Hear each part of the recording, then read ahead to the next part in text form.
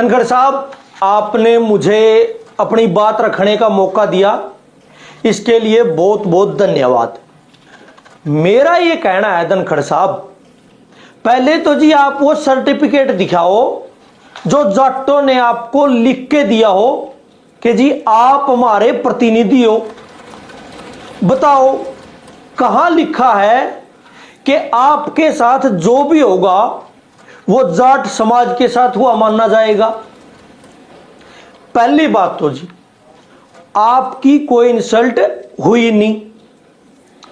अगर आपकी ही बात मान भी लें तो जी इसका मतलब ये कैसे हुआ कि इससे सारे जाट समाज की इंसल्ट होगी। अब भगवान ना करे कि कल न आपका कोई बीमारी होगी तो आप तो कहोगे कि सारे जाट समाज ने दवाई लेनी पड़ेगी।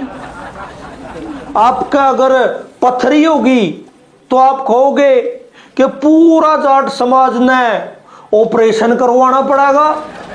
अब आपके साथ जो है, अगर वो पूरी जाति का मामला है तो आपने इतने सांसदों को सस्पेंड किया है, फिर तो वो भी उनकी सारी जातियों का मामला है। अब सोचो आपने कितनी जातियों का अपमान किया है, कितने करोड़ लोगों ने उन सांसदों को चुनकर भेजा है, आपने उन सबकी जातियों का अपमान किया है। कल को उनकी सारी जातियों के लोग आपके खिलाफ सड़कों पर उतर गए तो आप कहां जाओगे। देखो जी ये जाति वाला प्यार इतना ही गहरा है तो ये तो फिर दोनों तरफ से सामने आना चाहिए। धनखड़ साहब, आपने ब्राह्मण सांसदों को निलंबित कर दिया तो इसके विरोध में तो राजस्थान के मुख्यमंत्री भजन लाल शर्मा जी को भी इस्तीफा देना चाहिए। डिंपल यादव के निलंबन के विरोध में मध्य प्रदेश के सीएम मोहन यादव को भी इस्तीफा देना चाहिए। अब जब तक ये नहीं होता तो जाट समाज आपके समर्थन में क्यों आए जी। कमाल की बात हो रही है देश में, जाटों को छोड़कर बाकी सबने जाटों की इज्जत की चिंता होने लग रही है। और सबसे ज्यादा चिंता उन लोगों ने हो रही है जो कल तक जाट किसानों ने खालिस्तानी कह रहे थे, जाट खिलाड़ियों ने गालियां देने लग रहे थे। सर उस टाइम आपको याद नहीं आई कि आप एक किसान परिवार के बेटे हो, आप जाट परिवार में पैदा हुए हो।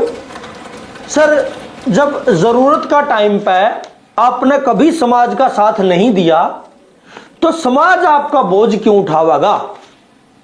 अगर यूं हर एक आदमी अपने कर्मों को जाति और धर्म के पीछे छिपाने लगेगा तो बात कहां तक जाएगी बताओ। अब संसद में घुसकर प्रदर्शन करने वाले सारे नौजवान हिंदू हैं जिनको आपकी सरकार आतंकवादी बता रही है। मतलब आपकी सरकार सारे हिंदुओं को आतंकवादी बोलने लग रही है, उनकी जातियों को आतंकवादी बोलने लग रही है। धनखड़ साहब, आप जिस संसद के मालिक बने बैठे हो, याद है उसे संसद में किसानों को प्रधानमंत्री ने परजीवी आंदोलन जीवी कहा था। आप लोगों ने तो संसद में शहीद किसानों को श्रद्धांजलि देने तक से इनकार कर दिया था। तब आपको याद नहीं आया कि आप भी एक किसान के बेटे हो। चलो सर, अगर आपको आज ये याद आया है तो ये भी अच्छी बात है। तो आपको याद रखना चाहिए सर कि आप जनता के टैक्स के पैसों से इन बड़े बड़े पदों पर बैठे हो और जनता के टैक्स के पैसों से सुख सुविधाएं भोगने वाले जनता के सिर्फ नौकर हो। We are servant. आप कोई देवी देवता या भगवान नहीं हो कि जी आपकी कोई आलोचना नहीं कर सकता या आपका कोई मजाक नहीं उड़ा सकता। सर जब तक इस देश में लोकतंत्र बचा है तो जिम्मेदार पदों पर बैठे हुए लोगों को आलोचना भी झेलनी पड़ेगी, धरने प्रदर्शनों का भी सामना करना पड़ेगा, उन पर मजाक और जी कटाक्ष भी होगा।